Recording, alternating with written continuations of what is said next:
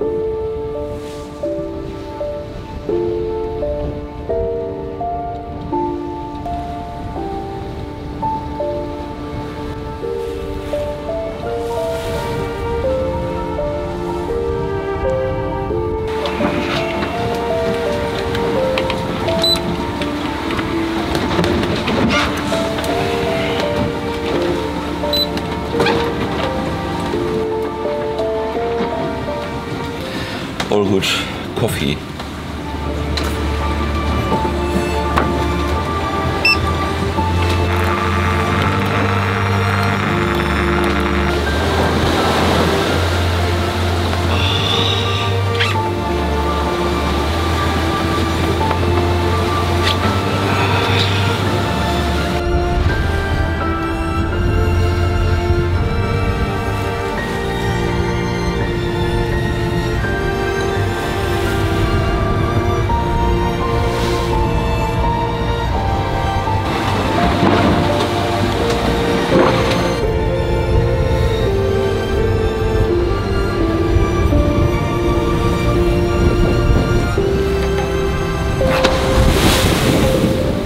So Jambo is cruising into the rain, so there is a large area with rain, probably some showers. So the wind was up to northeast and down to 4 before, but it has changed now. The wind is back.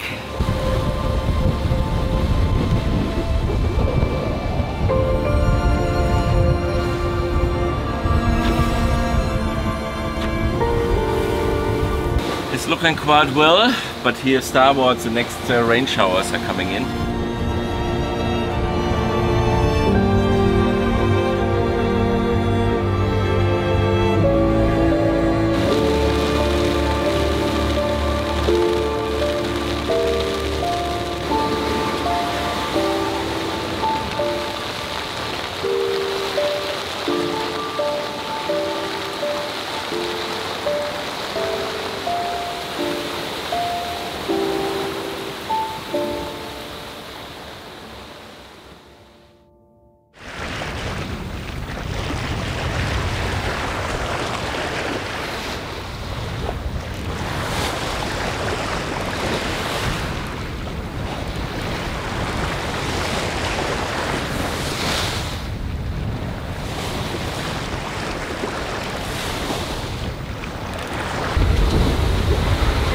That looks very well ahead.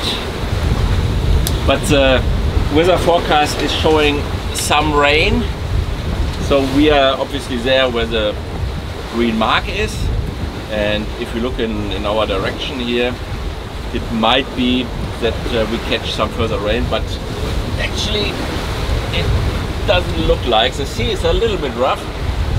Of course, it's a high swell, Atlantic swell, I would guess 2 to 3 meters, and that is overlapping with the actual sea, the waves created by the wind. So where are we on the chart? Let's have a look at that.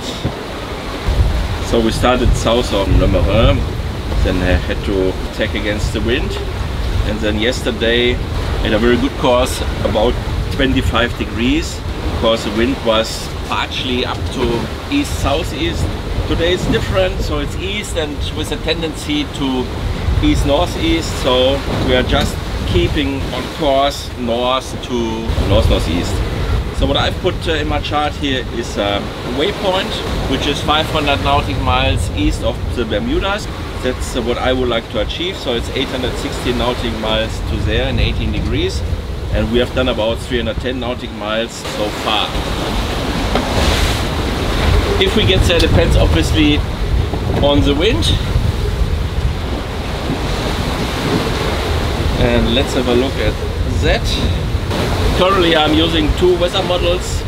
One is the European one, ECMWF, and the other one is the American one, GFS, which are for the moment more or less identical, but in the future they separate.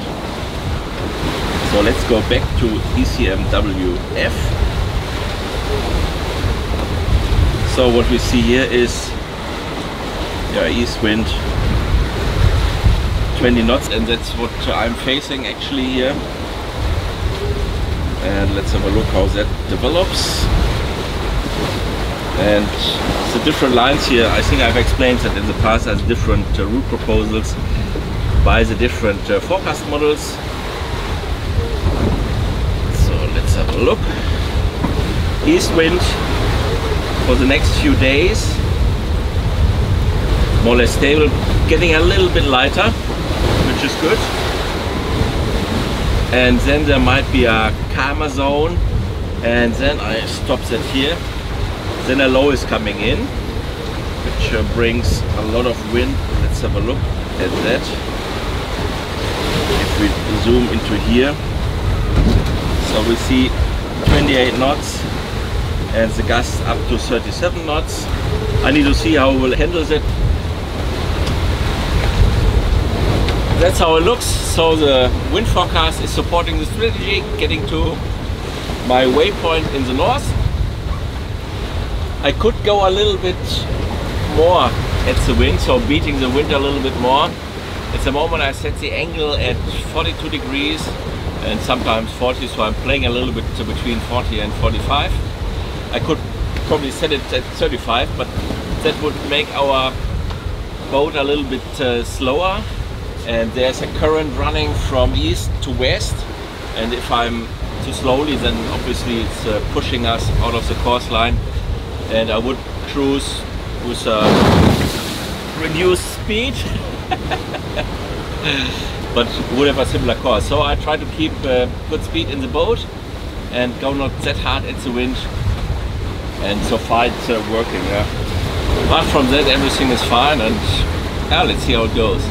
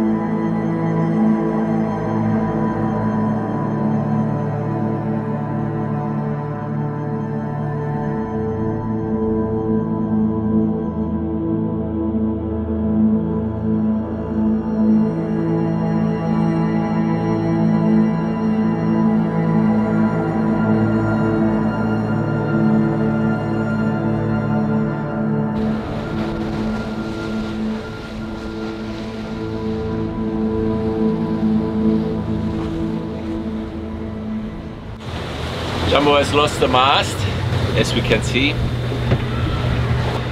It was yesterday in the evening around 9 p.m.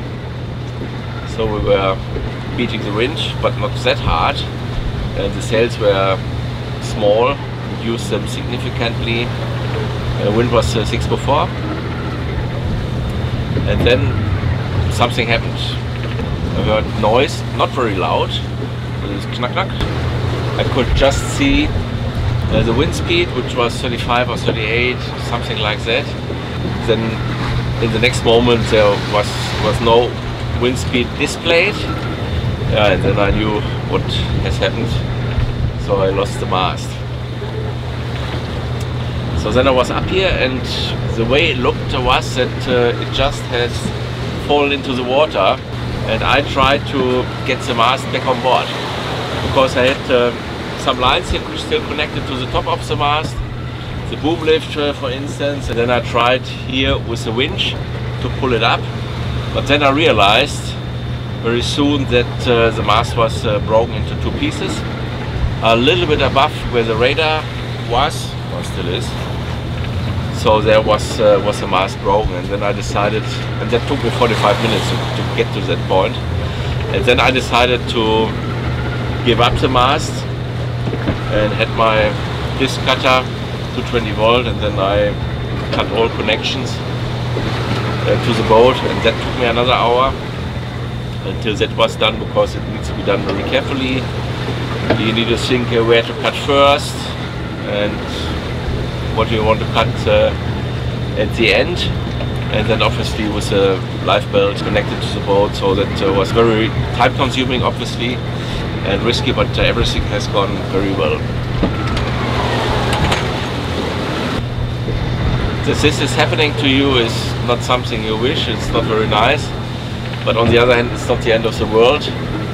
As I said, it's just material which is lost, but nobody is injured, that's important, and I will get that fixed. Obviously this morning I was reading my conditions of my insurance policy intensively, probably more intensively than before when I signed the contract, and that looks pretty good.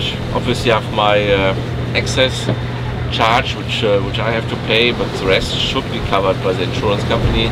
But today you never know, they might argue that, but don't think that there is a second reason for.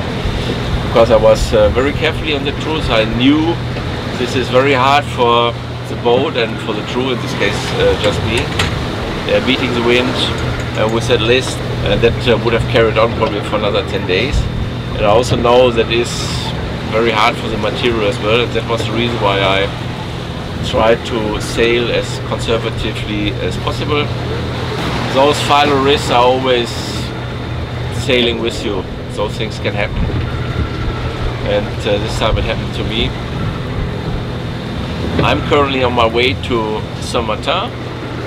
That is about 175 nautical miles left, so it was yesterday 220, but it took me a while to get the autopilot working, because when I restarted the system the autopilot was not found, and I was a little bit desperate, so I tried to steer myself for 20 minutes with, I would say, okay, at the end I made somehow my way to St. Martin, but not very good.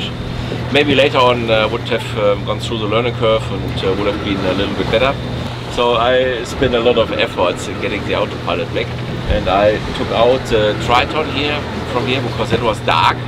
The chart plotter down and up here was working, but no data. So I thought there might be something here in the backbone from the chart plotter up to here. So I took the Triton out and the end piece and shortened the backbone, the network, but no result. So I checked further the diagnosis, and then I found out that the bus system is off. Then I tried to call Tobias Lepper from Lepper Marine, but couldn't get him on the phone, but could reach him via text messages.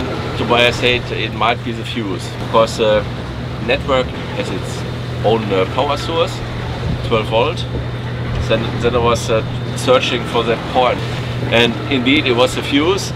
So then I put everything back and switched on the chart plotter, and then I went into the system and identifying all the different sources, and it found the autopilot, thanks God. So then I started cruising towards Sainte-Anne. Yeah, I think I will arrive tomorrow in the evening. That should be doable. Yeah, and then I will see if I find a company doing that in a reasonable time. It will take a lot of time because those things need to be ordered and then put on a ship and then get to the island, and then they need to do that. Probably building it up is one of the smallest issues. Yeah, let's see. Still rough, yeah, but not so much wind as yesterday. So yeah, I hope that this can be finished prior to the hurricane season, because in the north here, Sainte-Anne is in that area, and hopefully end of June they get it done. Fortunately, at some point of time in the beginning when I bought Jambo, I noted down the number of the boom and the number of the mast, so I have that. And that means it can be clearly identified when I head on.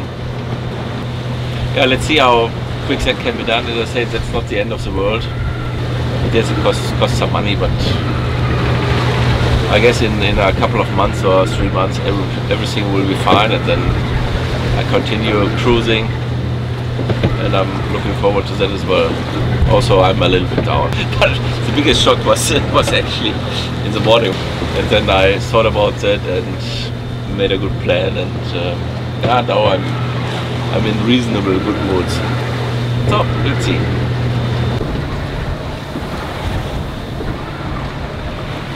I've set this aerial because obviously with the loss of the mast I lost my aerial on top of the mast as well. I have the radio running via this, so it's working, and also the AIS. That means I can see all the other ships and ships can see me. Also the range is not very large, but anyway, at least a little bit. It's similarly to the life raft. You always hope that you don't need it, but when something happens, you're glad that you put it on board.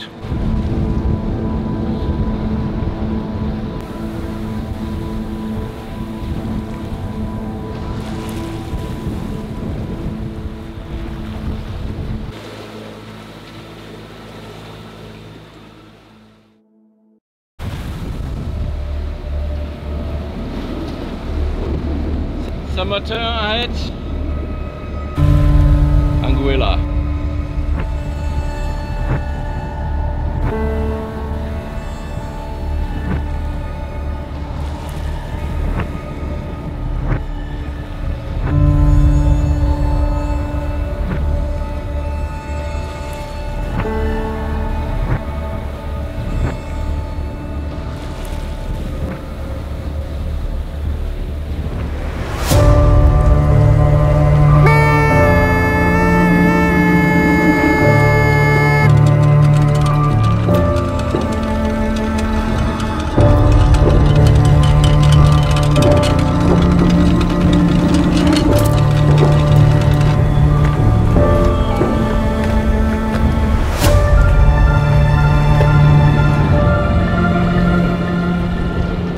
I've made it. I'm now in the Marigot Bay. Nice welcome here from 2 German sailing yachts, Cocon and Fantasy. Oh good, I'm very glad that I made it down here. I need a rest now, and tomorrow I carry on.